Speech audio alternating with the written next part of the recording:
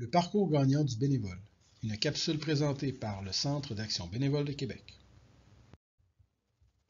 Il est scientifiquement démontré que le bénévolat apporte de nombreux bénéfices tant sur le plan de la santé physique que mentale.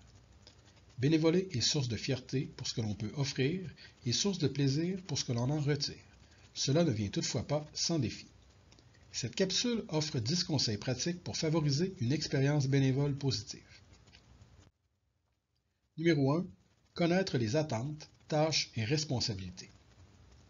Chaque organisme a des attentes en ce qui a trait aux compétences et attitudes de ses bénévoles.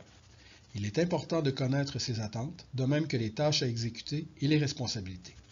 Certains possèdent un guide du bénévole, un contrat d'engagement ou d'autres documents pertinents.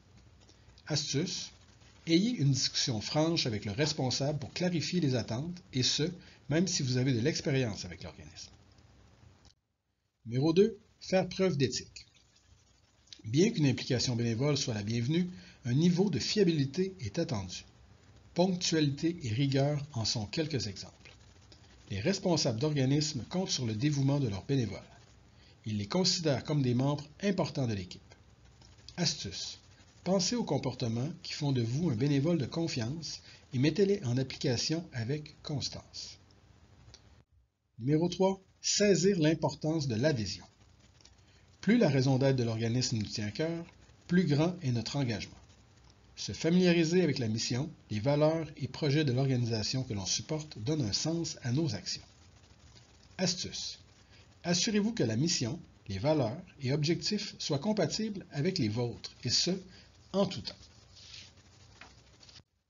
Numéro 4. Connaître ses forces et limites. Chacun possède ses compétences, expériences et traits de personnalité. Connaître ses points forts et ses limites permet une meilleure collaboration avec les autres membres de l'équipe. Par exemple, un bénévole qui a peu de connaissances en informatique pourrait obtenir l'aide d'un collègue plus à l'aise avec la technologie. Faire preuve d'humilité facilite une atmosphère d'entraide plutôt qu'une compétition. Astuce: expliquez avec honnêteté vos forces et limites. Numéro 5. Avoir confiance en sa valeur dans une équipe. Il est parfois intimidant d'interagir avec des gens ayant un profil différent du nôtre. Cette situation est en fait une opportunité de valoriser ses propres atouts. Cette caractéristique spéciale n'a pas besoin d'être complexe. La créativité, l'attitude positive et le sens de l'humour sont quelques exemples de qualités toujours appréciées. Les connaissances et expériences de chacun peuvent être mises à contribution et rendre le groupe encore plus fort. Astuce: pensez à ce que vous apportez à l'équipe. Numéro 6. Faire preuve d'ouverture d'esprit. L'ouverture d'esprit permet d'être à l'écoute des gens qui ont un point de vue différent. Cela enrichit les conversations et rend chaque membre à l'aise de s'exprimer. Cette attitude permet de trouver des solutions en équipe. De plus, nous vivons dans un monde en perpétuel changement, ce qui nécessite une adaptation aux nouveautés. Chaque organisme possède une culture. Les choses y sont faites d'une manière pour des raisons historiques, pratiques et économiques. Il est attendu d'être prêt à respecter le système en place et d'avoir l'initiative de proposer de nouvelles solutions.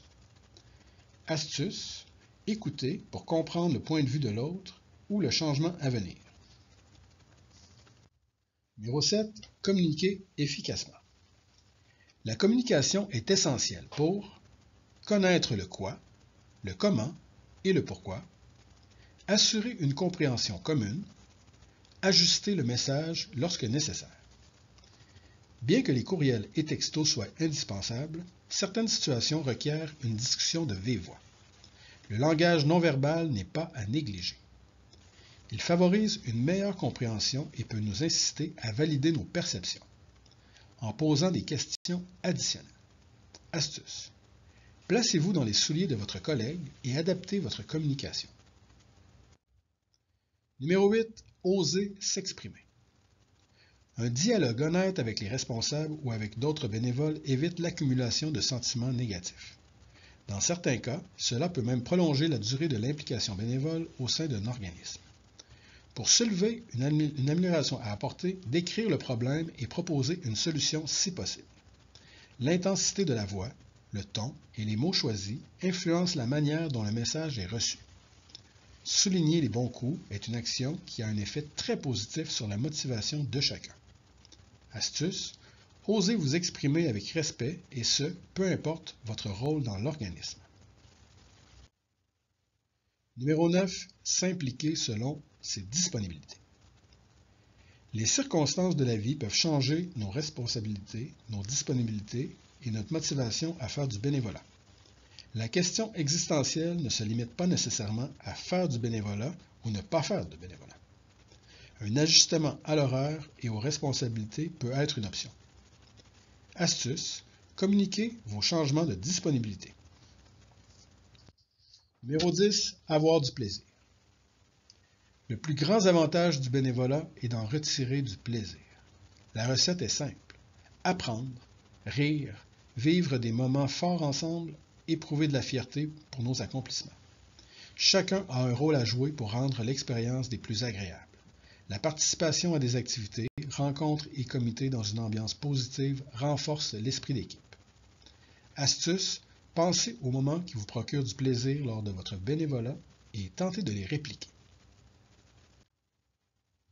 En résumé, voici un petit rappel des conseils dont nous venons de discuter.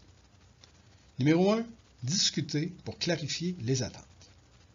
Numéro 2. Agissez en bénévole de confiance. Numéro 3. Confirmez votre adhésion à la cause. Numéro 4.